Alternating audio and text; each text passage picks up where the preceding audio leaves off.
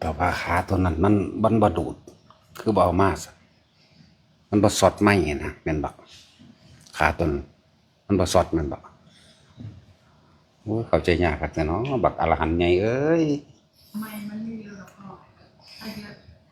มันบ่สอดหมายความว่ามันบ่สอดมันบ่ดูดนะเขาว่ามันตอดนะ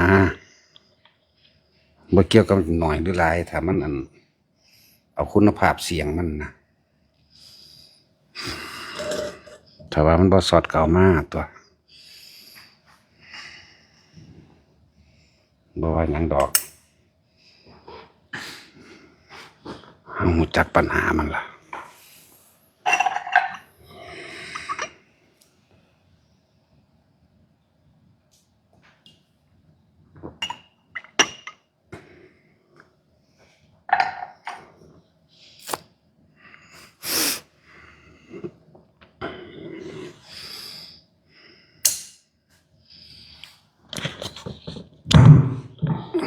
คือดังแต่เนาะมันศูนย์บ่มันเศร้าเทศโอ้อะเลย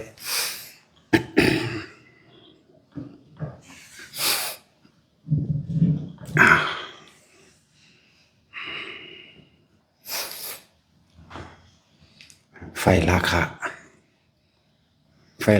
พาเกิดเนาะได้รูปร่างกายแต่ว่าไฟในโลกเผาร่างกายที่เกิดอันเกิดจากไฟแห่งราคะคนเฮาเวียนว่ายแต่เกิดก็เพราะว่าไฟราคะนั่นแหละจะเกิดขึ้นมาแล้วส่วนมากเขาสิมองข้ามความเจ็บความป่วยเขาสิยานเฉพาะความตายเนาะเกิดขึ้นมาแล้วนี่คนเฮาบ่ค่อยใส่ใจเรื่องความเจ็บความป่วยเด้สิใจเรื่องย่านความตายแม้แต่เด็กน้อยเกิดมามีไหมก็ย่านตายเนาะเขาคือเขาหูได้จังไดเด็กน้อยดำปีหนึ่ง2 ปีเนี่ยพ่อบอกโอ้อะได้นี่ย่านตายดิแม่นบ่ล่ะแต่ถ้าไปเล่นขึ้นต้นไม้หรือเล่นน้ำตากฝนเล่นขี้ดินเปื้อนโคลนสิถ้าพ่อแม่ว่า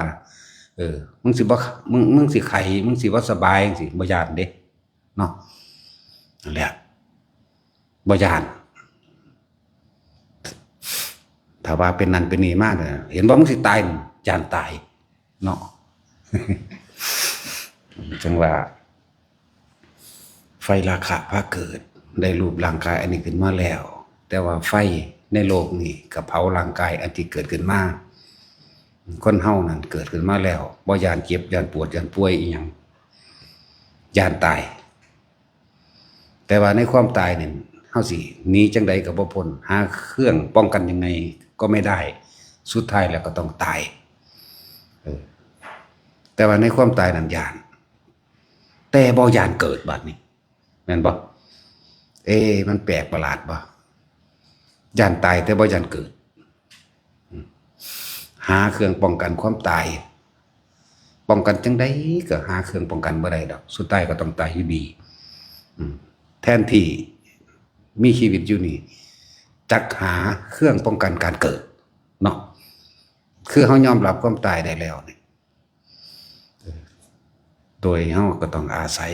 ธรรมะอาศัยฟังธรรมของพระพุทธเจ้าอาศัยการได้ยินได้ฟังอาศัยการฝึกหัดปฏิบัติเพื่อป้องกันการเกิดเพื่อเฮาสิดับไฟแห่งราคะเมื่อดับไฟราคะได้แล้วไฟโทสะก็ถูกดับตามไฟโมหะก็ถูกดับตามเหมือนกันแต่จังว่าเฮ็ดจังใดเฮาสิดับไฟแห่งราคะโทสะโมหะได้เพื่อเป็นเครื่องป้องกันการเกิดบ่แม่นป้องกันการตาย ถ้าป้องกันการเกิดได้แล้วการตายก็บ่มีส่วนตัวเนาะนั่นแหละจังว่าตอนนี้ขณะนี้เขายังมีชีวิตอยู่นะทุกคนที่ได้ยินได้ฟังธรรมคือความยอมรับความตายนี่บ่แม่นยอมรับแบบเว้ากระแทกกระทันกันหรือเว้าเสียดสีกันเด้เฮาสิยอมรับแบบยินดีเลยพอใจเลยแล้วก็โดยบ่มีข้อตกเถียงโดยดุษฎียภาพโดยบ่คิดสิหาวิธีป้องกันการตายอีกแล้วมีแต่ยอมรับมันพวกเขามีชีวิตอยู่ตอนนี้ก็หาเครื่องป้องกันการเกิดซะคือการทรงอารมณ์มันเป็นกุศลสังสมสิ่งที่มันเป็นกุศลไปตลอดอันใดที่มันเป็นประโยชน์ต่อสาธารณกุศลก็ทำสิ่งนั้นนั่นแหละสิเป็นเครื่องป้องกันการเกิดของเฮาอีกบ่คิดเรื่องร้ายๆการคิดเรื่องร้ายนั่นแหละไฟโทสะก็มาจากไฟราคะเหมือนเดิมเพราะว่ามันบ่ได้ดังใจราคะคือความยินดีพอใจในรูปร่างลักษณะท่าทางรสต่างๆกลิ่นต่างๆเสียงต่างๆและกระทบสัมผัสทางกายนี่คือไฟแห่งราคะไฟตัวนี้บ่ได้มีเปลวไฟบ่ได้มีความร้อนที่เอามือไปจับต้องได้เอาใจจับต้องเห็นบ่ไฟตัวนี้ร้ายยิ่งกว่าไฟในโลกที่มันเผาไหม้บ้านเรือนที่มันเผาไหม้ร่างกายเฮาไฟตัวนี้ร้ายกาจกว่า ไฟคือราคะนี่เมื่อไม่ได้ดังใจที่ตัวเองปรารถนาและต้องการแล้วไฟคือโทสะบันดาลโทสะ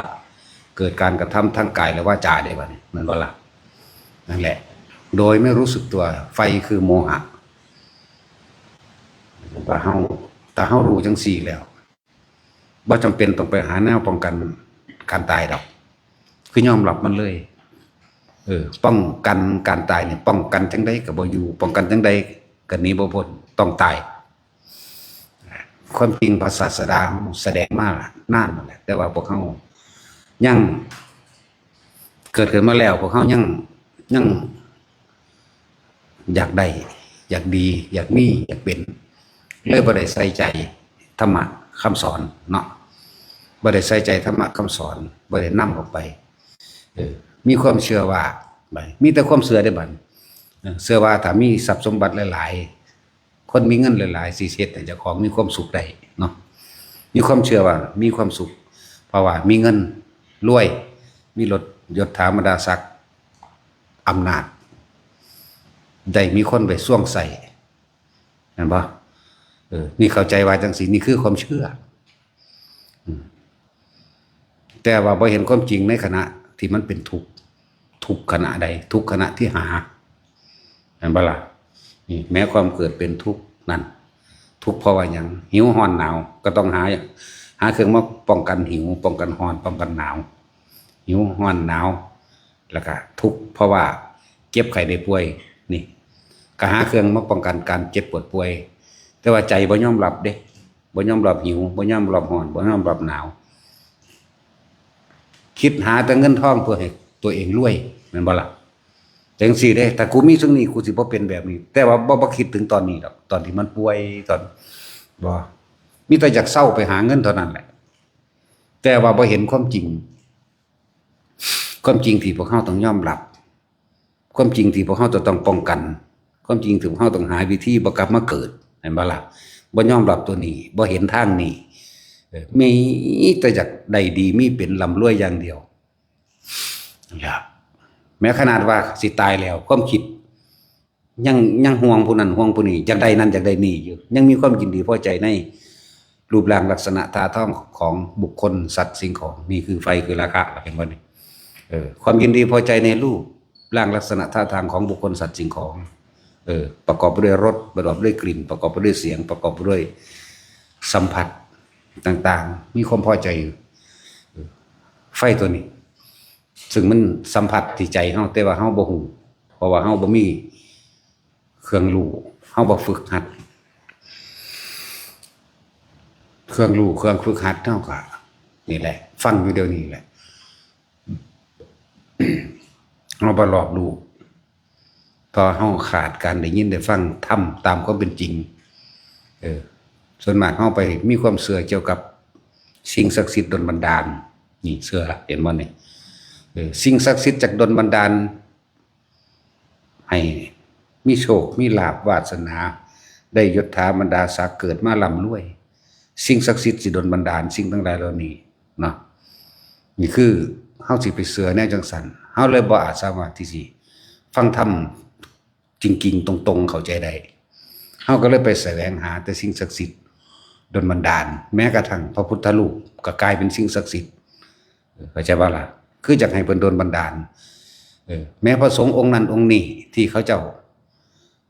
ได้มีสื่อมีเสียงก็แล่นไปเขาเจ้าดลบันดาลไปขอนั่นแหละเข้าใจบ่ล่ะ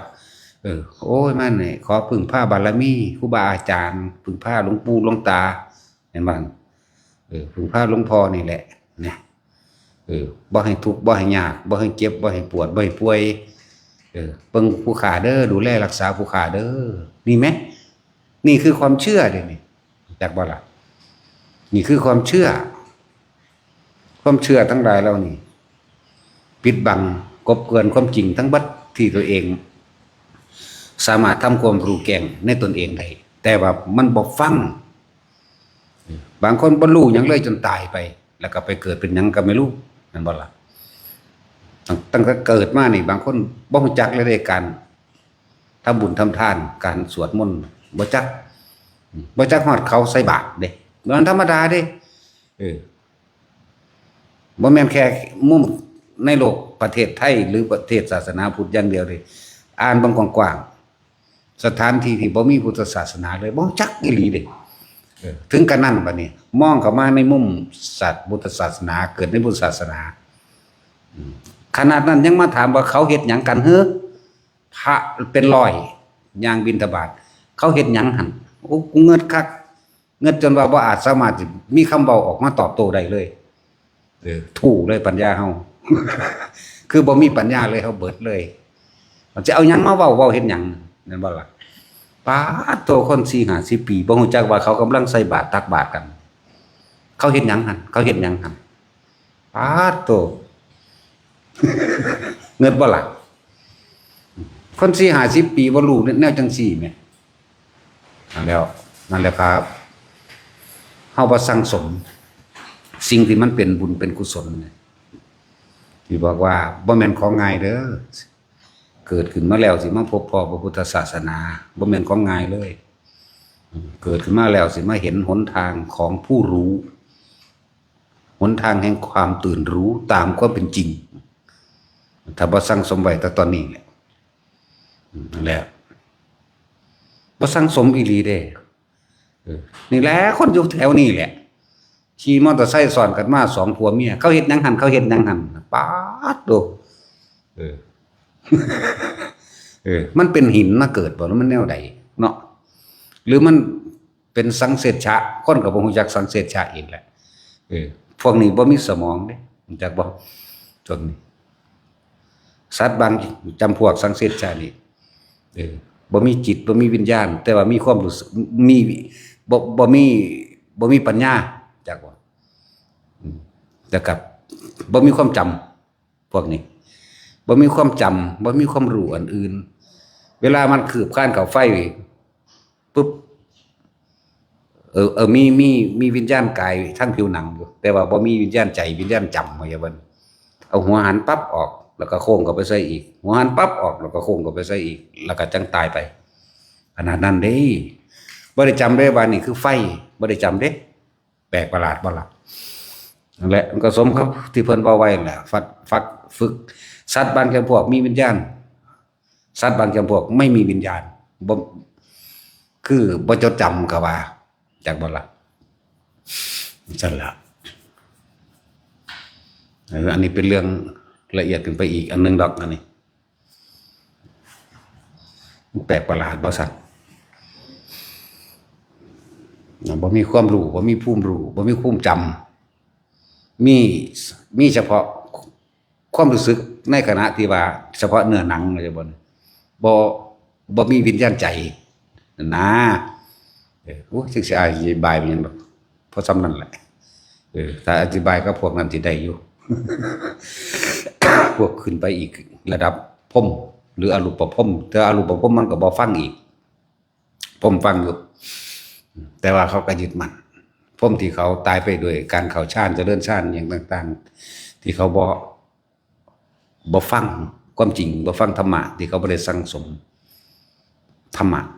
เขาสิก็บ่ฟังคือกันเขาว่าของเขาเที่ยงแล้วเป็นนิพพานเขาแล้วนะเพิ่นก็บ่ฟังคือกันนั่นล่ะพวกสัตตทิฏฐิและอุเฉททิฏฐิทั้งหลายมันเป็นแบบนั้นนี่เฮาก็บ่เข้าใจดอกถ้าบอกว่าสัตตทิฏฐิกับอุเฉททิฏฐิเนาะทิฏฐิ62อย่างพวกเฮาก็บ่เข้าใจอีกต้องไปอธิบายระดับพรหม ตอนนี้เฮาเป็นแพร่มไปก่อน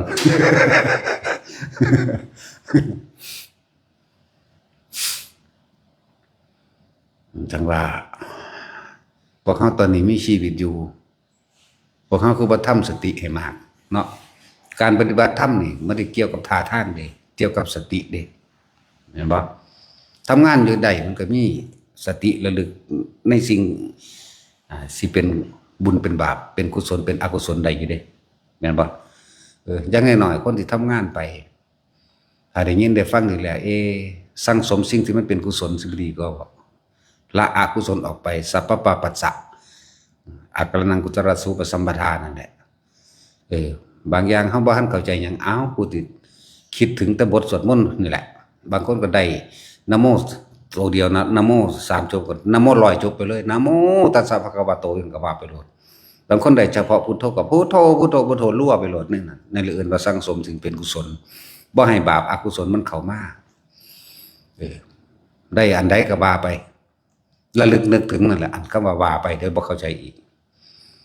เฮาท่องอันใดๆเฮาก็เอานั่นมาเป็นบทระลึกนึกถึงสิ่งมันเป็นกุศลบ่ให้อกุศลเข้ามาแทรกอกุศล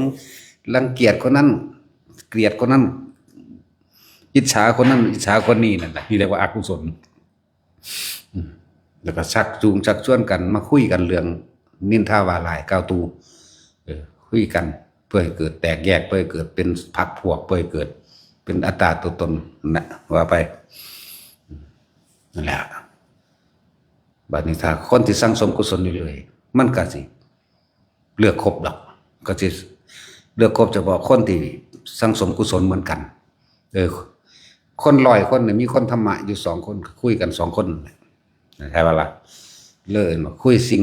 สั่งสมสิ่งที่เป็นกุศลคือบ่เบียดเบียนทำลายให้ผู้ใดเสียชีวิตทรัพย์สินกุศลคือบ่อิจฉาริษยาผู้ใดกุศลคือโมทนาสาธุกับบุคคลที่กระทำคุณงามความดีทั้งหมดนี่เอิ้นว่ากุศลนั่นแหละนึกว่าสั่งสมสิ่งเหล่านี้คุยก็คุยเรื่องจังซี่บ่ไปคุยคือคนพาลเด้พวกคนท่านพาลทั้งหลายนี่สั่งผู้นั้นสั่งผู้นี้อยากได้คือผู้นั้นอยากได้คือผู้นี้แล้วหาเรื่องใส่ร้ายป้ายสีเขาเพื่อให้เขาเสียหายชีวิตทรัพย์สินเด้เห็นบ่ล่ะแล้วคนพาลมันหลายกว่าอยู่แล้วเนาะจับกันเป็นกลุ่มเป็นก้อนพวกนั่งกินตำบักหุ่งกับน้ำตะลุมตะลางกันน่ะเว้าพื้นผู้นั้นผู้นี้นั่นน่ะ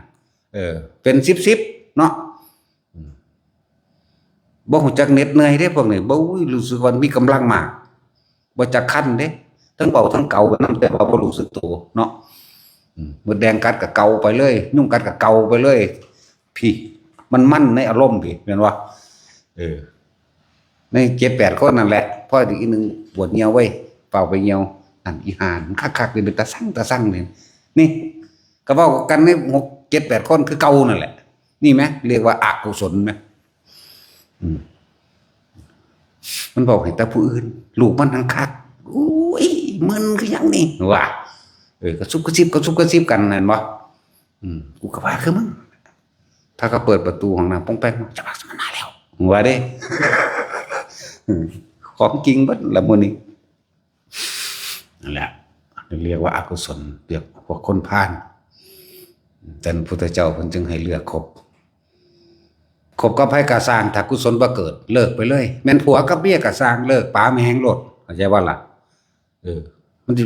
พาไปทุกข์ไปยากมันสิ พาไปเกิดไปตายอีกคือเก่าเด้อจังซั่นมันนำพาทางจิตเท่านี้แหละนำพาทางความเสื่อความเห็นเท่านี้แหละไปผัวกับเมียที่เพิ่นว่าถ้าศรัทธาก็คือความเห็นบ่ตรงกันสรุปลงหากันบ่ได้ศรัทธาบ่แม่นแต่แปลว่าความเชื่อเด้ความเชื่อก็คือความเห็นนั่นแหละจักว่าความเห็นบ่ตรงกันบ่เป็นไปในทิศเดียวกันอยู่กันบ่ได้ปาโลดถ้าผัวกับปาเมียเมียกับปาแมงโลดผัวก็เลยหาเอาไม่ก็ได้ดอกเนาะหาเอาผู้มันความเห็นตรงกัน เนาะตาจุยเอาไม่บ่เจ้าเอาโลดเนาะเอาโลดว่าแต่มันงาม ตาขี้ลายคืออันเก่าเจ้าอย่าเอา เจ้านี่นิสัยบ่ดีลูกเขาเจ้าเลี้ยงมางามๆแม่นบ่เจ้าไปเลี้ยงลูกเขาเจ้าจังไดจังเปเอดเป็ดออกแบบนั้นเจ้าเลี้ยงลูกเขาเจ้าบ่ดีเลี้ยงลูกเขาเจ้าให้ขี้ลายแม่นบ่ซั่นพุ่งหน้าเป็ดหลังเตเสะอยู่ยังก็เลย จังซี่มันก็คือกันนั่นแหละเขาเจ้าเลี้ยงมางามๆเป็นตาจอกเป็นตาหักคือหยังไปเลี้ยงจังไดจังเป็นคือขี้เกียจหาวนี่เป็นคือขี้เกียจป่วยนี่เว้ย ตาสินมันนั่นแหละมันไผละเลี้ยงนั่นใดมันคือฮิปโป เขาเจ้าเลี้ยงมางามๆเด้เป็นตาหยอกคือหยังเอาเตาะอยู่เจ้าเอามาได้เฮ็ดไปทั่วทิพย์ทั่วแดนเลี้ยงเขาเจ้าจังไดเลี้ยงไงมันอืดหืดอยู่นี่แม่นควรแนวเกียรติตม นั่นแล้วนิสัยบ่ดีพวกนี้เลี้ยงลูกเขาเจ้าบ่ดีเนาะเลี้ยงให้มันงามขึ้นไปเรื่อยๆนั่นก็ใคร อันนี้เลี้ยงให้มันเอดอยู่อันตะปึ้งด้วยก็เลย สัญญาคอนมันนั่นแหละบ่มากกับเตอคือกันนั่นแหละตั้งแต่15 16ปีก็พอเป็นตะเบิงครับ ตั้งแต่15ตอนนี้มัน50แล้วมันเป็นตาเด้สัญญาคอนด้วยกันเลี้ยงจังได๋ให้มันคือนั่งพันธุรัตแท้ เจ้าบ่ได้คาถากินดามณีบ่ ได้อยู่เด้ล่ะว่าเราก็หาขายของจนถูกบ่ได้หาจนรวยเด้ หาตัวใดยังเป็นหนี้ไปหลาย หาจนถูกนั่นแหละคาถานั่งยักกับหมูขี่ดอกอันนั้น บ่แม่นคาถากินดามณีถ้ากินดามณีตกลูกได้ยากเขาสิซองสวดคาถากินดามณีเด้อเนาะสิมีแนวมาซอยเด้เห็นปะอันนี้คาถานั่งหยักขมูขี หาใส่เส้นหนีจนสิตาย ธรรมดาบ่บ่แม่นคาถากินดามานี่เรียกคาถายักขมูขี คือเด็กกึ่งฟึ่งอยู่เนาะพวกเจ้าเคยเห็นปะ กึ่งฟึ่งตาก็โอ้บ่มีแนวบรรยาย หัวก็ยองงอนสีสวก็เป็นบ้านโอ้ยแต่15 16ปีก็สิเป็นตาเบิ่งจักหน่อยอยู่ดอกเนาะเดี๋ยวนี้บ่เป็นตาหยอกเด้แต่เล็ดตนแน่เฮาก็สิหาใหม่จัก2 เม็ด มาหยอกเอ๊ะนะเล็ดตนบ่มีผู้หยอกแม่นบ่เนาะเขาเรียกน้อยๆแต่ยังเป็นตาหยอกก็เด้นี่คือตุ๊กตาอยู่ นั่งกวัก นั่งกวักเนี่ยเพิ่นก็เลยแต่ว่าจะไปเอาขาหมูขี่กวักได้ เฉพาะเนี่ยเลาะขายของใส่หนีอยู่เลยบ่เบิดเปลี่ยนมันแหละนี่บ่ล่ะด้านอุดมทรัพย์ จะโสธรแต่ว่าใดๆคาถากินดามานี่ พวกเจ้าเลยเป็นหนีมาตลอด เจ้าใดคาถานั่งยักขมูขี่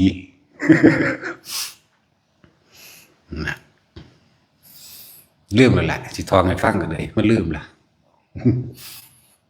ทองใดตั้งว่าทองใดแต่พออันถึงเท่าวันพันเกี่ยวทีเดียวรถเนี่ยก็ไม่คดเท่าหนึ่งน้ำใจคนนั่นแหละเนาะแล้วสอนว่าอย่าไว้ใจมนุษย์แม่นแสนสุดลึกล้ำเดือกำหนดเนาะทองเอาหน้าเป็นหลังเอาหลังเป็นหน้าได้นี่อันอื่นๆก็บ่ทองดอกคนที่เข้าใจว่ามันแม่นอีหลี เขาหาเงินหาทองก็ว่าเด้หาเงินหาทองก็ปากนั่นเด้ของอะไรคนนิยมชมชอบก็เอานั่นตัวไปขายแม่นบ่ซั่นลองเบิ่งแม่ปากบ่ดีอีหามึงไปแสงคือบ่ซื้อเรื่องแล้วก็บ่ซื้อเนาะอีหามึงเอ้ยเอ้าแต่เขากลับมาอีกก็จะตีปากซ้ำนั่นแหละคาถานั่งยักษ์กระหมูขี่เนี่ยแต่ก่อนขี้หลายคือฟึ่งก็เป็นพันอยู่แต่ถ้ายามเล่นโทรศัพท์มันใส่ใจคือหยังเด้กึ้งใส่ แต่จากหัวก็ยังยามเขาเพิ่นย้ายของเลี้ยงของไว้แล้วนี่ยังผู้นั้นผู้นี้จับนี่เพิ่นสิรุ่นเขาซื้อเด้จักบาทสุดนี่ว่าเด้นี่คิดไปเด้อันนั้นตอนนั้นอันนี้ตอนนี้เด้เขาว่าเอาเขายังนี่สั่งอีหาตายผากมึงเอ้ยก็ว่าเด้ เป็นความจริงเด้อไปถามเบิ่งเดี๋ยวมันมากก่อนอีหยักขมูขี้อั่นถามเบิ่งรถถ้าว่าบ่แม่นตายผากมึงเอ้ยมาสะของกูก็บ่ซื้อให้กูตั้งบัดนี้ไปเลี้ยงไหมทั้งเลี้ยงทั้งจมปกแปกปุกปักอยู่เด้นั่นแหละคาถานั่งหยักขมูขี้นะพวกเจ้าก็เลยเป็นหนี้อยู่เพราะสำนันพวกเจ้าบ่ได้มีคาถากินดาวมานี่ต้องมาถามพ่อเล็กมาหน่อย มาถามพ่อเล็กมาหน่อยเด้อเขาจังบ่ได้เป็นหนี้เนาะแล้วก็เป็นตุ๊กตาเด้อตอกป๊อกอยู่ได้อ้วนๆนะ นี่แหละนั่นพวกคาถายักษ์ขมูขี้ก็อย่างหนึ่งกินยามานี่ก็มาถามเอาพ่อเล็กมาหน่อยพอหน่อยเป็นเล็กนี่แหละเอิ้นใส่กันรถเพราะว่าคือกันองค์คือกันองค์แดงใหญ่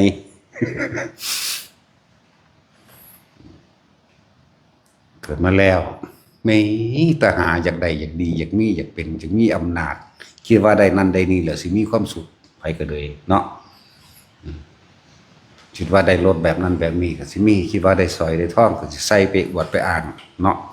ได้บ้านหลังใหญ่ๆติดแอร์ติดหยังเขาว่าไปดิว่าเขาถึงความจริงเพราะพวกมันรวยๆ100 ล้านพันล้านมันก็เป็นหนี้10,000 ล้านด้วยกันนั่นแหละอยากว่าล่ะมันก็เป็นหนี้10,000 ล้านไปเบิ่งตะเปลือกภายนอกเขาอยากแลนออซอเอานั่นเอานี่ไปให้เขาคิดว่าสิอาศัยเขาได้ความจริงเด้อมีแต่คนทุกข์คนยากคนบ่มีเด้เอาของไปให้คนรวยๆอยากไปอาศัยพึ่งพาบารมีเขาอยากให้เขาซอยนั่นนี่มันบ่เคยซอยมันมีแต่เอาของกินเจ้าหั่นแม่นบ่ล่ะอันใดดีของป่าของหายากจังสิหน้าที่หาได้ตัวเองหาได้เอาไปฝากเขาคมนั้นคมนี้บ่เอาหน้าเด้คิดแล้วก็คิดว่าสิให้เขาซอยเด้นะหรือว่าแค่ว่าได้หูจักเขาเพื่อจะให้เกิดว่าตัวเองนี่รู้สึกว่าตัวเองมีคนนิยมชมชอบหรือเคารพนับถือหรือเกรงกลัวเกรงใจเนาะเกรงกลัวเกรงใจคนจนๆนี่แหละถ้าได้อันนั้นดีๆมากนี่เฝ้าแล่นเอาไปให้เขาแม่นบ่เข้าใจว่าเขาสิซอยตัวเองได้ที่จริงเปล่าเลยบ่มีแม่นบ่ล่ะอีหลีเป็นจังซี่บ่แม่นผู้ใดเป็นนั่นก็คิดเบิ่งให้เด้อ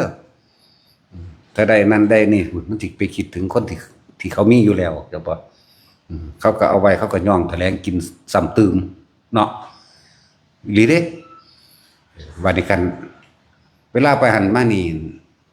สมมุติว่ามีอีกผู้หนึ่งว่าจักก็จะไปหายืมเงินทางใดจังซั่นจังซี่เจ้าฮู้จักผู้นั้นผู้นี้โอ้ยข่อยจักดีพุ่นแล้วเด้ซ้ำนี้ก็เอาเด้คนเอาแค่ว่าไปอ้างว่าฮู้จักเขาแม่โอ้ยนั่นสะดานปึกคักตัวคิดเบิ่งเด้เขาบ่เคยซอย เขาบ่ซอยดอกแต่ว่าไปอ้างเพราะได้ว่าฮู้จักกับคนรวยฮู้จักกับผู้นั้นผู้นี้แม่นบ่คือเอาไปอ้างนั่นแหละจังซั่นเด้นี่แต่มีหยังอันเป็นตาแซ่บหรือของหายากแล่นเอาไปเขาจริงๆพวกนี้หลายคิดว่าเขาสิซอยหยังบุเนาะอะไรคือความเข้าใจผิดคิดว่าความจริงว่าเขาสิซอยเขาบ่ซอยดอกเหมือนกันก็ห้อยไปพึ่งสิ่งศักดิ์สิทธิ์ว่าสิ่งศักดิ์สิทธิ์สิดลบันดาลล่ะมันบ่ดลบันดาลดอก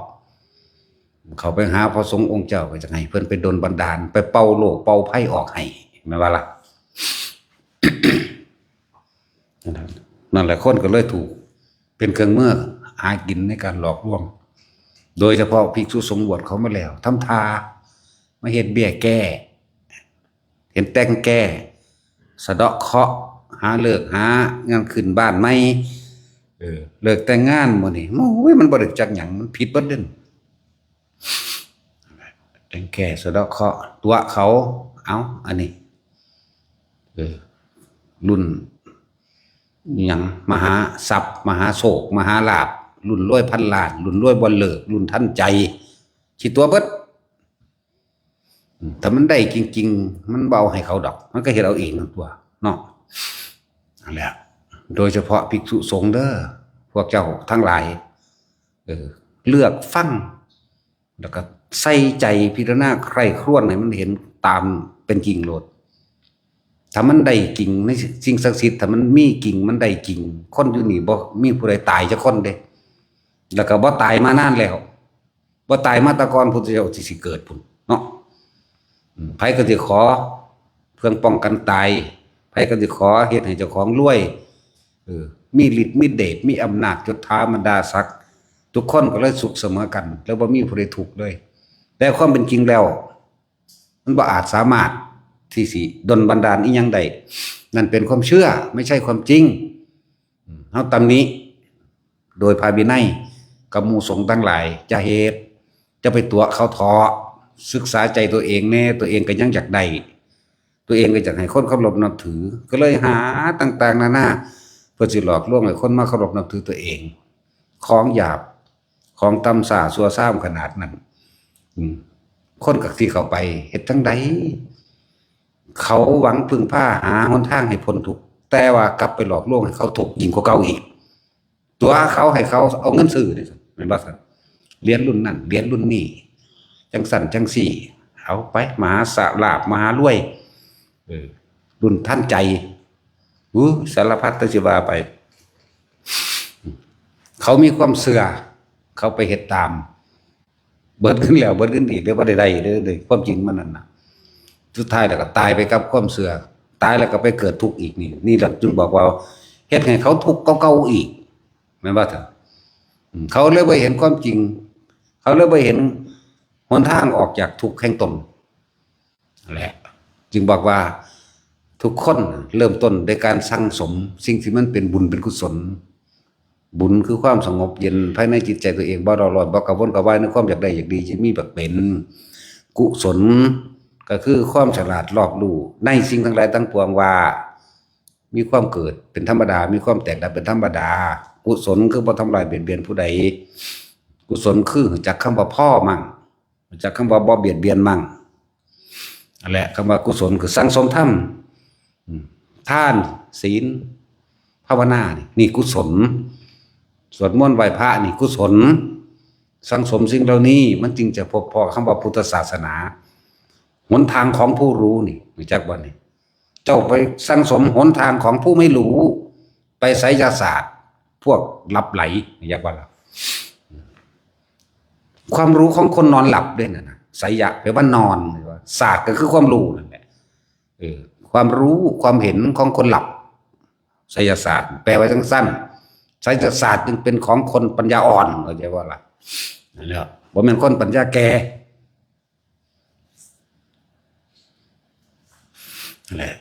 อันนี้ถ้าเฮาสิว่าหมู่ภิกษุสงฆ์พากันเลิกเฮ็ดซะสักลิงสักลายสักหมูสักหมาสักอีเกียแม่นบ่ครับสักหัวหมาสักเสือหัวขาดมันได้ไหม สักขี้เข็บสักแม่งอดเอาไปเบิ่งเด้อแต่ว่าบ่แม่นในตนในโตนสักนกเนาะวันก็มีวันบ่ายคู่ก็ทำท่าฮ่าขึ้นเตะกระโดดโลดเต้นโลกอุปทานเด่น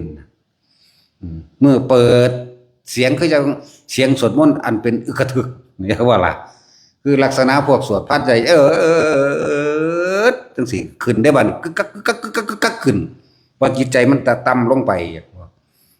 คิดว่าเจ้าของเป็นเสือก็แสดงออกเป็นเสือเก้อกระโดดคมยอมไปคิดว่าเจ้าของเป็นลิงก็กิ๊กโดดขึ้นไปตามเสาไม้โดดไปเข้าใจว่าล่ะพอคิดว่าเจ้าของเป็นนาคเป็นงูลอยไปได้บัดนี้เฮ็ดหัวฟูไปนี่ก็ แล้วอุปทานอุปทานจิตมันสังสมแต่สิ่งทั้งหลายเหล่านี้เป็นสัญญาอารมณ์ความรู้สึกว่ามันเป็นมโนปรุงแต่งนึกภาพไปของเป็นเสือกับข้านเป็นเสือไปจากวันคิดว่าเป็นงูเป็นนาคก็เห็ดเป็นร้อยไปก็ร้อยน้ำดินน้ำบกแล้วเอาเมื่อเห็ดใส่ว่าเจ้าของมีงอนเบิ้งธรรมดาบ่ขนาดนั้นเด้นั่นแหละจิตสังสมเฉพาะสิ่งที่มันบ่เป็นความจริงสังสมอกุศลเด่นนะบ่ได้แม่นหนทางพ้นทุกข์เอิ้นว่าอกุศลกุศลคือหนทางพ้นทุกข์และสังสมไปแล้วเข้าใจว่าเจ้าของเป็นแบบนั้นก็แสดงลักษณะนั้นเพื่อให้เกิดความ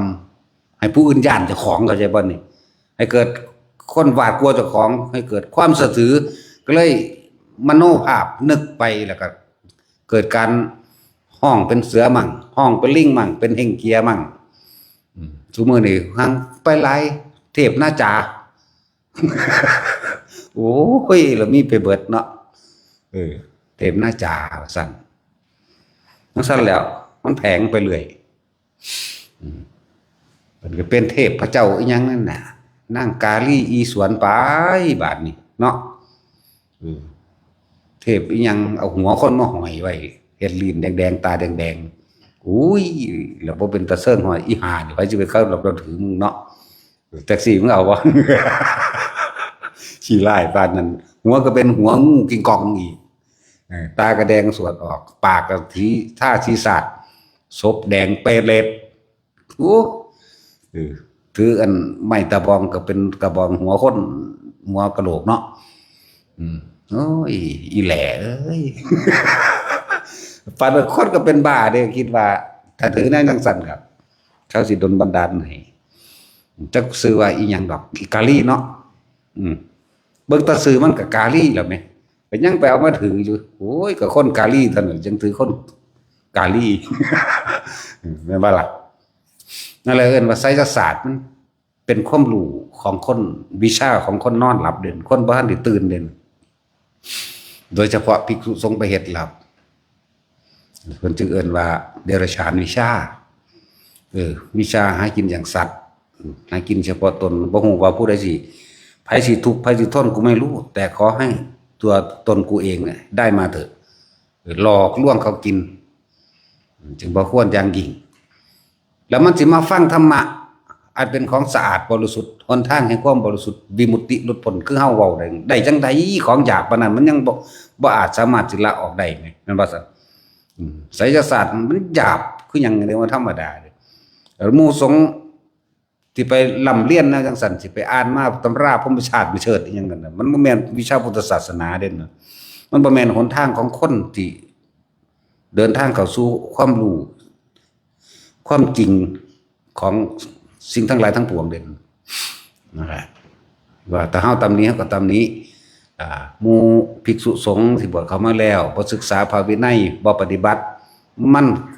บัดนี้โจมตีเฮาได้บัดนี้เนาะ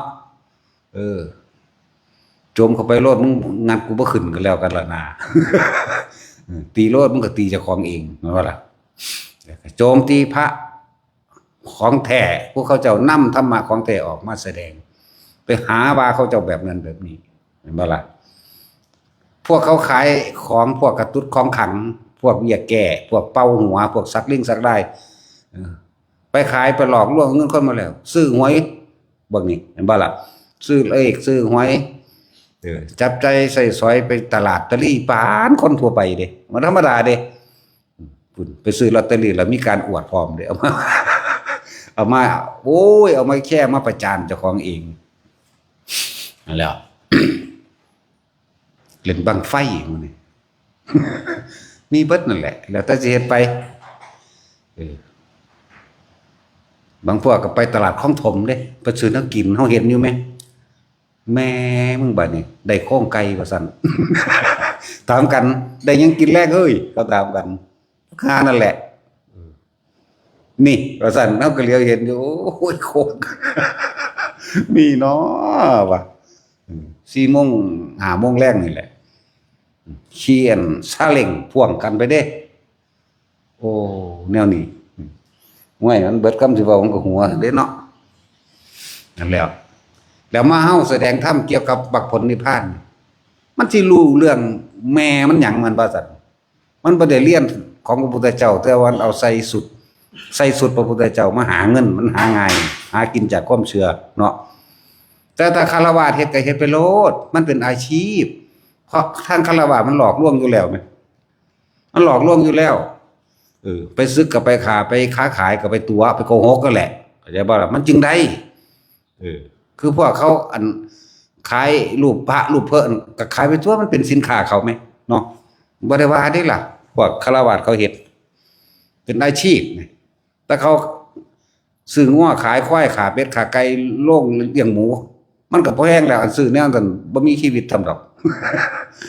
ซื้อขายความเชื่อกันซื่อๆนั่นพวกคฤหัสถ์เขาสิเฮ็ดเขาก็เฮ็ดเป็นในเชิงศิลปะแม่นบ่ล่ะพวกสักลายให้กันราคาตันเท่านี้จังซี่เขาก็เฮ็ดเป็นในเชิงศิลปะของเขาบ่ว่าเด้เพราะเป็นอาชีพดีก็เข้าไปปล้นขี้ขาตัวเนาะแต่ว่าถ้าภิกษุสงฆ์เฮ็ดนี่คือการปล้นศาสนาเข้าใจบ่ล่ะปล้นศาสนาเด้นี่บ่ฮู้จักเด้แล้วแต่ของปล้นเดี๋ยวตนเขาสงเคราะห์เขาโอ้ยสงเคราะห์หัวมึงหั่นบ่แม่นแล้วตนเดี๋ยวมึงหลอกลวงเอาเงินเขาเทศให้เขาทุกข์ยิ่งกว่าเก่าอีกทุกข์ทั้งกายทุกข์ทั้งใจทุกข์ทั้งกายก็เพิ่นรายได้ไปหาเงินมาตอนใดก็มาหาซื้อเอาของมึงนี่เนาะทุกข์ทั้งใจหยังเพราะไม่รู้หนทางออกจากทุกข์นั่นแหละบ่มีแนวทางสอนเขาให้เขาออกจากความเวียนว่ายตายเกิดนั่นไฟคือราคะเห็นบ่ราคะตัวนี้บ่แม่นไฟที่ไปใหม่คือไฟเฮาเห็นแต่ว่าหลายยิ่งกว่าไฟเหล่านี้เหมือนกันแหละครับที่พระพุทธเจ้าแสดงเอาไว้ระหว่างไฟใหม่หัวกับการดูอริยสัจสี่หรือรูปปฏิจจสมุปบาทสมควรสิดับอันใดก่อนแม่นบ่ซั่นไม่ดับราคะไปแล้วแม่นบ่ซั่น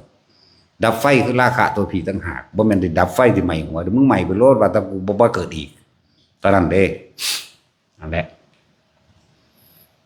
จังว่าหลายๆคนที่ฟังแนวนี้บ่เข้าใจเพราะตัวเองบ่สั่งสม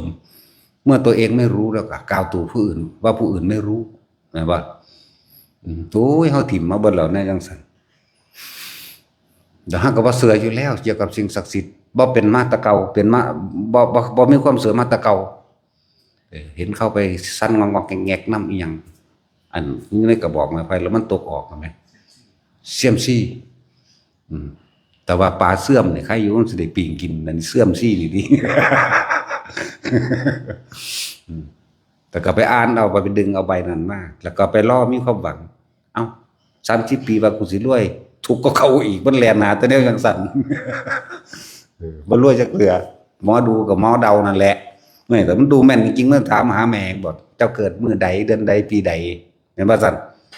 ถ้าหมอดูแม่นจริงๆก็พากันฟังในบางอย่างมันบ่ถามมันเดือนปีเกิดดอกมันบอกฮอดชื่อพ่อชื่อแม่เฮาได้ถึงตัวแต่มันดูจริงแม่นบ่ล่ะโอ้ลูกผู้นั้นลูกผู้นี้มันแล้วตัวมันเกิดวันที่ตอนนั้นตอนนี้เดือนนั้นเดือนนี้มันก็ดูไปเลยตัวหมู่บ้านมึงเฮ็ดจังซั่นจังซี่นะก็หมอดูมันจังสิถูกจังสิแม่นเนาะถามเฮ็ดหยังซั่นหมอดูหมอเดาเกาขี้หิดเกาขี้เหียนเจ้าของแต่ว่าเกาขี้หิดเกาขี้กากแล้วมันสิไปคือหลวงพ่ออินทวายวะหมอดูหมอเดาหมอเกาขี้กากเกาขี้หิดขี้เหียนดิจังซั่นจังว่าเตือนหมู่ภิกษุสงฆ์เศร้าอย่าไปหาเฮ็ดเขาทุกข์อยู่แล้วเด้ที่เกิดมานี่มีแต่ทุกข์กับทุกข์กันนั่นเด้ไปเฮ็ดให้เขาทุกข์ซ้ำเติมเดิมยิ่งกว่าเก่าอีกเนาะไปปลูกฝังให้ฝังความทุกข์ฝังไฟราคะฝังไฟโทสะฝังไฟโมหะให้ลงไปใหม่อยู่ในมหาเวกีบ่ธรรมดาตัวเองก็ไหมลองเบิ่งตะนาแหละสิมา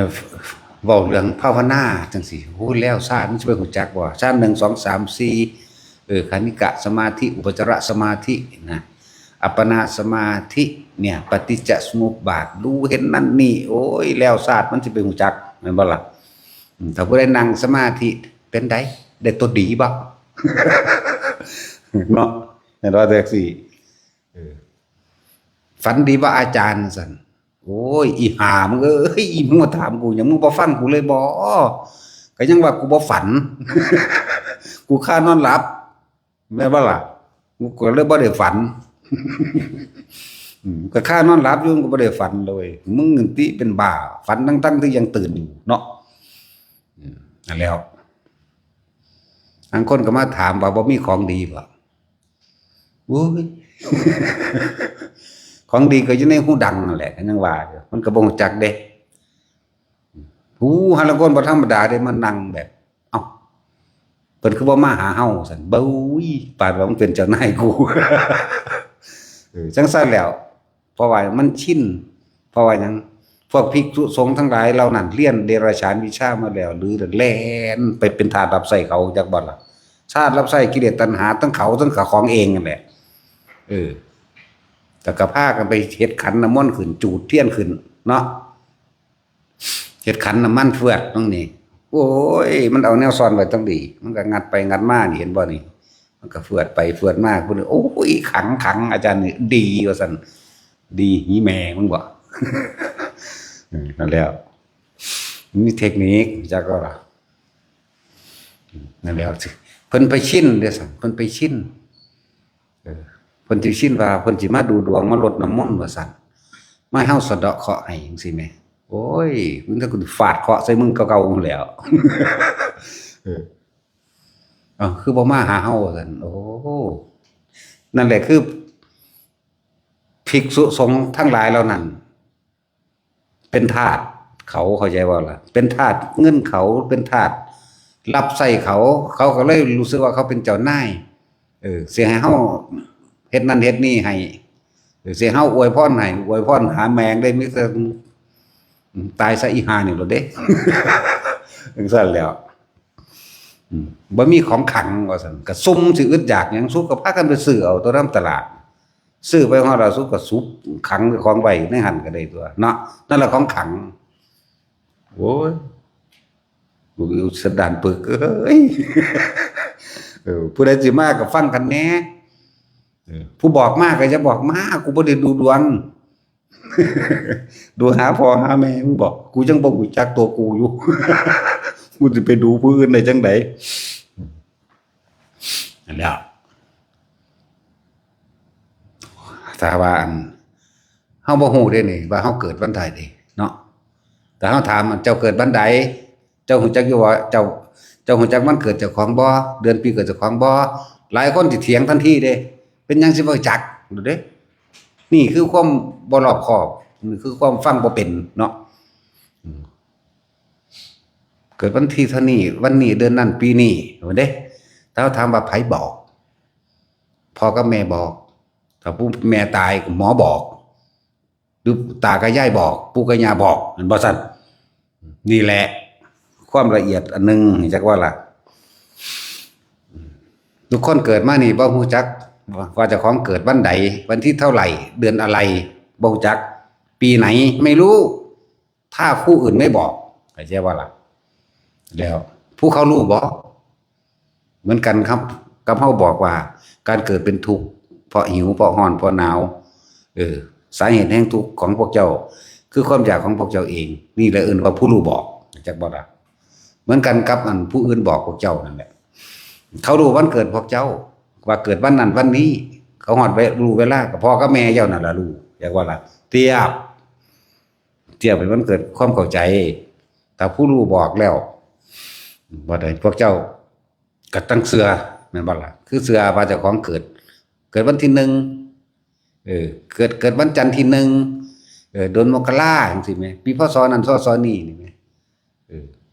ตัวเองจริงๆบ่รู้เด้นั่นนะว่าผู้อื่นบอกได้จึงรู้ไผบอกพ่อบอกแม่บอกญาติบอกหมอบอกจังซั่นแล้วเสือเด้แต่ความจริงจะเกิดมื้อใดกันแน่แม่นบ่ซั่นไม่เกิดพร้อมมือควายอีดอนออกลูกอยู่ข้างพ่นคอยแล้ว เนาะตาสินเจ้าก็ไปแกล้งแนวนั้นโลดเด้อตาสิน เพิ่มเกิดไปโอ้ยเกิดเมื่อนนายมนออกดูข้างเราหน้าว่า โอ้มันบ่มีบัดนี้เนาะเกิดวัน ที่หมาอีหม่นออกลูกอยู่ข้างเราจังซั่นแล้วเกิดมื้อนั้นนะเกิดมื้ออันควายดอนออกลูกอยู่ข้างพ้นคอย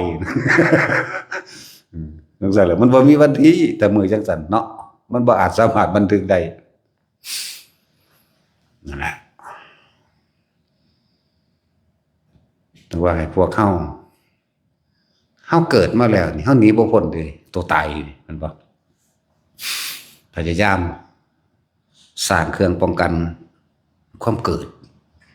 แต่เครื่องป้องกันความตายนี่บ่ต้องไปสร้างถ้าสร้างเครื่องป้องกันความเกิดได้แล้วเครื่องป้องกันความตายมันก็ป้องของมันเองดอกมันยังล่ะ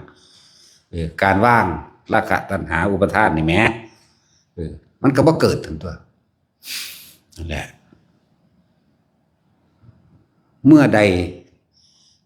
ที่เฮาปรารถนาสุขทุกข์นั้นไม่ปรารถนาแต่ทุกข์ก็ย่อมติดตามดุจดังเงาแม่นบ่ล่ะเมื่อใดที่เราวางตัณหาคือความอยากเมื่อนั้นแหละสุขจึงจักได้มาแม่นบ่ล่ะจังซี่แล้วฟังบ่เข้าใจดอกจังว่าพวกเฮามีชีวิตอยู่การทำสติให้เกิดขึ้นทำให้บ่อยทำให้มากทำให้ชินทำให้เป็นดุลวิญญาณก็แค่การใส่ความคิดนึกถึงลมหายใจจากของนึงเด้บ่ได้เป็นของแบกบ่ได้เป็นของหนักบ่ได้เกี่ยวกับตากแดดหรืออยู่ในห้องแอร์ลมฝนอยู่ที่สตินึกมานึกถึงลมมั่งนึกถึงความรู้สึกในกายตนเองมั่งนี่แหละกุศลอันสูงสุดนี่แหละเครื่องป้องกันการเกิดถ้ามันป้องกันการเกิดได้มันบ่เกิดแล้วมันก็บ่ตายถึงตัวบ่ต้องไปหาเครื่องป้องกันการตายหรอกเฮ็ดเครื่องป้องกันการเกิดนั่นแหละเมื่อบ่เกิดแล้วก็บ่ตายเมื่อเฮาบ่เข้าไปสิ่งของสิ่งใดสิ่งหนึ่งเฮาก็บ่มีการสูญเสียทั้งตัวแม่นบ่ล่ะเป็นเพราะว่าเฮาเป็นเจ้าของเด้เฮาจึงเป็นเฮาจึงสูญเสียลูกกูตายแม่นบ่ล่ะผู้นั้นตายผู้นี้ตายหน้าปลากูเบิดนั่นแหละจังซั่นแล้วถ้าเฮาเป็นเจ้าของสิ่งใดสิ่งหนึ่งเฮาก็ต้องสูญเสียสิ่งนั้นไปแต่เฮาบ่เป็นเจ้าของสิ่งใดเลยเฮาก็บ่มีนั่นอันใดที่สูญเสียแม้แต่ร่างกายตนก็บ่มีจะบ่ล่ะบ่มีการสูญเสียซั่นแหละโอ้ยถ้าสิเว้าทำละเอียดปานนี้บ่เข้าใจดอกเนาะนั่นจังว่ายากหนักหนาเด้เกิดตามยุคตามกลางพุทธศาสนาเกิดอยู่กับผู้รู้แนวทางการปฏิบัติตนหรือหนทางอันพ้นออกจากการเวียนว่ายตายเกิดแท้ๆถ้าตัวเองบ่สั่งสมไว้มันบ่ได้เห็นง่ายๆเด้กินจะมานาวิกาได้คุยกับพระพุทธเจ้าได้ต่อรอดต่อเถียงกับพระพุทธเจ้าแต่ว่าบ่ได้น้อมนำข้าพเจ้าแห่งผู้รู้ตามความจริงมาใส่ตนเองเมื่อเกิดกลายเป็นตัวของมันหลงนั่นบ่ซั่นลงสู่นรกมหาเวกีไปเทวทัตมื้อนั้นเสร็จแล้วอาชาติศัตรูมื้อนี้มาคันธิยะจันทกุมารสุปพุทธะพวกแผ่นดินสูบเว้าเรื่องพวกแผ่นดินสูบเหนียวขนาดเกิดพร้อมพระพุทธเจ้าแท้ๆเปลี่ยนความเห็นนิดเดียวนึงเด้พวกเจ้าเอ้ยมันอยู่ที่จิตนึงเด้ทุกอย่างทุกสิ่งร่วมอยู่ที่จิตนี่เกิดกับจิตบ่เกิดกับจิตนี่แหละจักว่าล่ะมีความเห็นนิดเดียวนึงเด้เปลี่ยนความเห็นนิดหน่อยนึงแต่เทวทัตถ้าพวกนั้นเห็นตามพระพุทธเจ้าสอนเปลี่ยนความเห็นมาเป็นสัมมาทิฏฐิมันก็พ้นนั่นแล้วมันบ่เปลี่ยนน่ะติมันอยากใหญ่เนาะอยากใหญ่อยากเด่นอยากดังอยากเก่งกว่าไผซั่นแล้วแต่พวกเจ้าเห็นตามมันทั้งแห่งการดับทุกข์สัมมาทิฏฐิก็มีความเห็นตามความเป็นจริงเท่านั้นเด้อบัดนี้มันว่าล่ะมีความเห็นตามความเป็นจริงมาทิฏฐิสัมมาสังกัปโปดำริคือการคิดตามความเป็นจริงดำริคือตาเฮาเห็นปุ๊บมันสิมีความคิดแต่คิดหยังกระจ่างต้องคิดไปตามจริงนั่นแหละหูจมูกลิ้นกายกระทบสัมผัสความคิดเกิดขึ้นก็ต้องคิดไปตามความเป็นจริงจักบ่เป็นคิดปิดๆคิดที่บ่จริงนั่นแหละเขาเจ้าแปลว่าเขาเจ้าก็แปลตามบาลีซื่อเนาะสัมมาทิฏฐิความเห็นโดยชอบธรรมแม่นหยังชอบธรรมยังได้แปลคำว่าธรรมอีกเด้ชอบตามความเป็นจริงแน่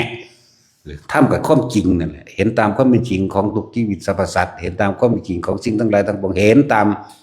ความเป็นจริงสัตว์ทั้งหลายที่เกิดขึ้นมาแล้วที่บ่แก่บ่เก็บบ่ตายบ่มีตายทั้งนั้นนี่นะเห็นจริงแบบนี้มันหลายดำริชอบดำริก็ได้แปลอีกดำริก็คิดนั่นแหละเข้าใจบ่ล่ะวันนี้เขาจึงแปลให้เข้าใจง่ายขึ้นมีความเห็นตามความเป็นจริงความเห็นแหลกสัมมาทิฏฐินี่แปลสันสัมมาสังกัปโปดำริกับว่าคิดอันเกิดจากตาหูจมูกลิ้นกายใจของเจ้าของเองให้คิดไปตามความเป็นจริงอันตาหูจมูกลิ้นกายอันรูปรสกลิ่นเสียงที่เขาก็มาคิดยังก็คิดไปตามความจริงนั่นแหละนั่นแหละเว้ายังก็เว้าเรื่องจริงๆสัมมาวาจากรรมโตก็ทำตามความเป็นจริงสัมมาอาชีโวก็ประกอบอาชีพที่ไม่ทำร้ายเบียดเบียนผู้ใดผู้หนึ่งสิ่งที่และทรัพย์สินอันเป็นเครื่องไม่ขวางเป็นอาชีพที่ไม่ขวางหนทางแห่งพระนิพพานมันกับสัมมาสติมันกับสัมมาสมาธิกับสัมมาญาณะก็เป็นสัมมาวิมุตติของมันเองนั่นแหละนะ เป็นความเห็นนิดเดียวไม่ได้ยากดอกแล้วก็หมดความเห็นเลยกับปัญญาคือกันเนาะ แต่คิดเป็นก็เย็นสบายเนาะพวกเจ้าอย่าลืมเลยติดดีก็เกิดบ่ต้องบอกเรื่องติดตัวเลยเกิดอยู่แล้วเนาะนั่นแหละตั้งว่าหยุดดีติดดีดีใดไม่มีโทษดีนั้นไม่มีทุกดีย่อมมีโทษจากบ่ละความเห็นออกไม่มีดีไม่มีเสียเข้าใจว่าล่ะแต่เหตุตั้งใดเขาจะไม่มีทั้งดีแล้วก็ไม่มีทั้งเสียทำยังไงดีใดจึงจะไม่มีโทษอยู่ในลมหายใจนั่นแหละหมดความคิดว่างความเห็นแต่เขายังมีความเห็นว่าผิดมีความเห็นว่าถูกมีความเห็นว่าจริงมีความเห็นว่าไม่จริงมีความเห็นว่าบุญมีความเห็นว่าบาปมีความเห็นว่ามีพวกเขาเกิดตามสิ่งที่มีต้องละความบ่มีอย่างออกบัดทุกอย่างคือบ่มีเป็นแค่คำเบาเข้าใจบ่ล่ะมันสิเหนือคำเบาทั้งปวงอยู่ในหูดังไปหูดังมันนั่นแหละ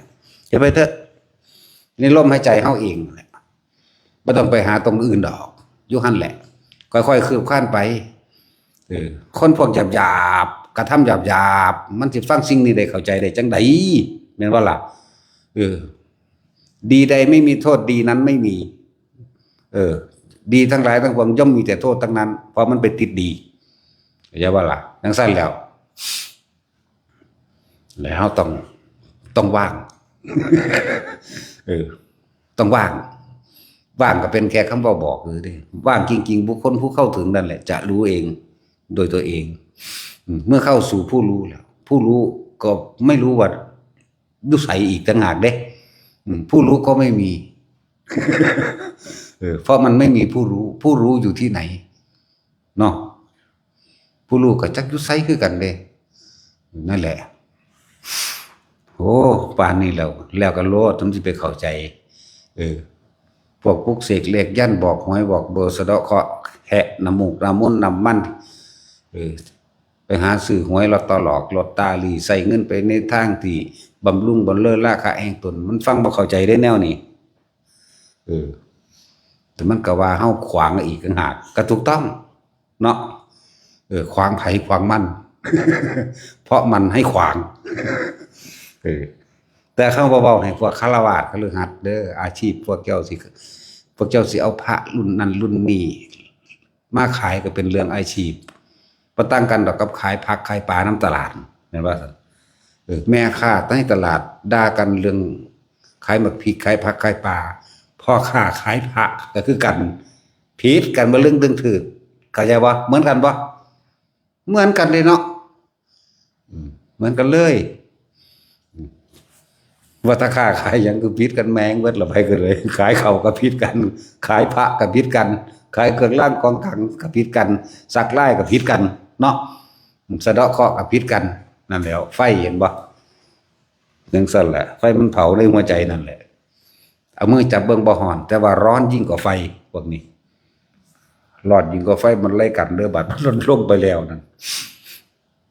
โอ้ยเว้าไปแนวจังซั่นมันเห็นน้ำแมงดอกมันขี้สร้างสูบยามาโลดก็สารนรกว่าเด้เนาะแต่เนี่ยมันบ่ได้ขี้ดอกมึงที่สึกถึกสร้างขี้มึงรู้จักบ่ แล้วพวกเฮามารู้มาเห็นมาจังซี่แล้วอย่าประมาทพุทธเจ้าสอนร่วมเด้ร่วมตรงที่ว่าอย่าประมาทจงทำจิตให้ถึงพร้อม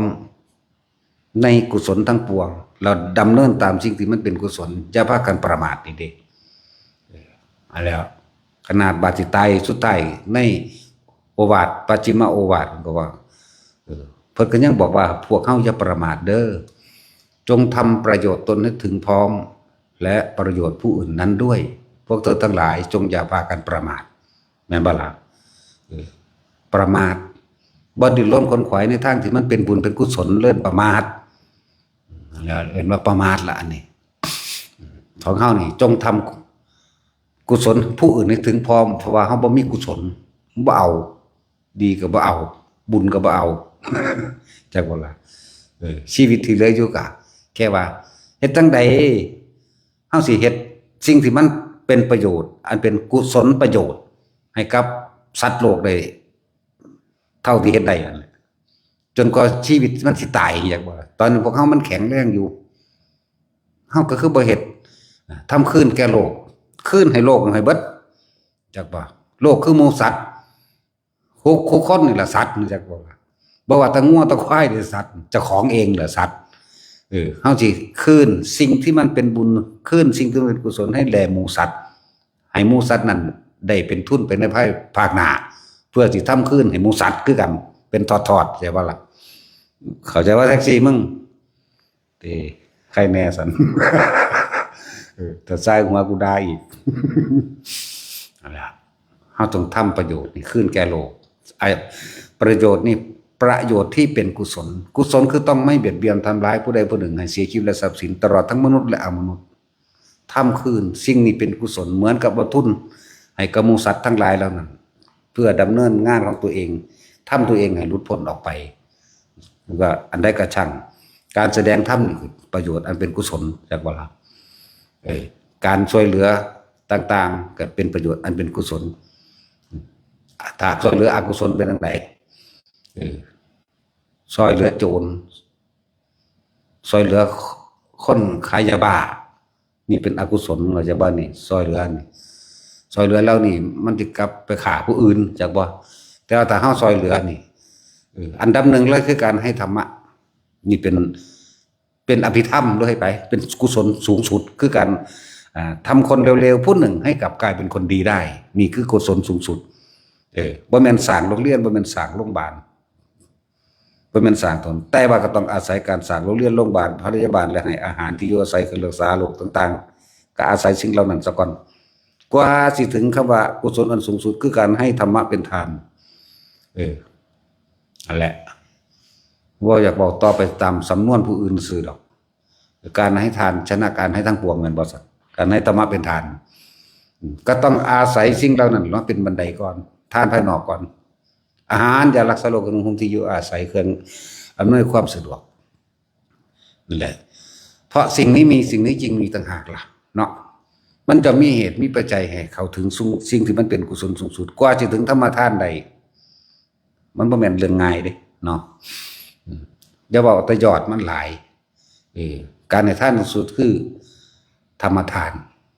ทำให้คนเลวกลายเป็นคนดีได้การให้ทานมันสุดๆอันหนึ่งสำหรับเฉพาะเป็นเรื่องเฉพาะคืออภัยทานมันบอกนั่นแหละอุ้ยกว่าจะหอดอภัยทานใดมันคุ้มขากันครับพอแห้งกันละเนาะจากสิ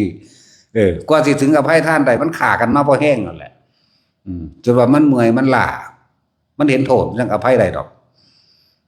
มันเห็นโทษแต่ของนี่แหละต้องสั้นแล้วกว่าจะให้ธรรมทานได้มันก็ต้องทานของภายนอกเพราะมีทานการให้เสียก่อนนี่อิมัสสมิงสติหิทังโหติเพราะมีการให้ทานจึงมีการรักษาศีลจึงมีการภาวนาจึงมีปัญญาจึงมีวิริยะขันติสัจจะอธิษฐานจนถึงเมตตาและอุเบกขาจนถึงตรงนี้ได้จังสิเป็นธรรมทานบัดอย่าบ่ล่ะฝึกตนดีแล้วจึงฝึกผู้อื่นได้ด้วยนี่ธรรมทานบัดนี้ตัวเองก็เป็นจังสั่นล่ะ ละสละสมบัติทั้งหลายทั้งปวงเป็นของโลกขึ้นให้แก่โลกดีกว่าสิแม้เฮาสิขึ้นเฉพาะสิ่งที่มันเป็นกุศลอกุศลบ่เอาเข้าใจบ่ล่ะเบาขึ้นให้ดอกจากว่านี้ เอาสิ่งที่มันเป็นกุศลคืนให้แก่หมู่สัตว์โลกสัตว์โลกสินำดวงใจที่ดวงจิตที่เป็นกุศลนี่สั่งสมตัวเองแล้วก้าวขึ้นไปตามกันตามตอนของมันนั่นแหละสมาทาน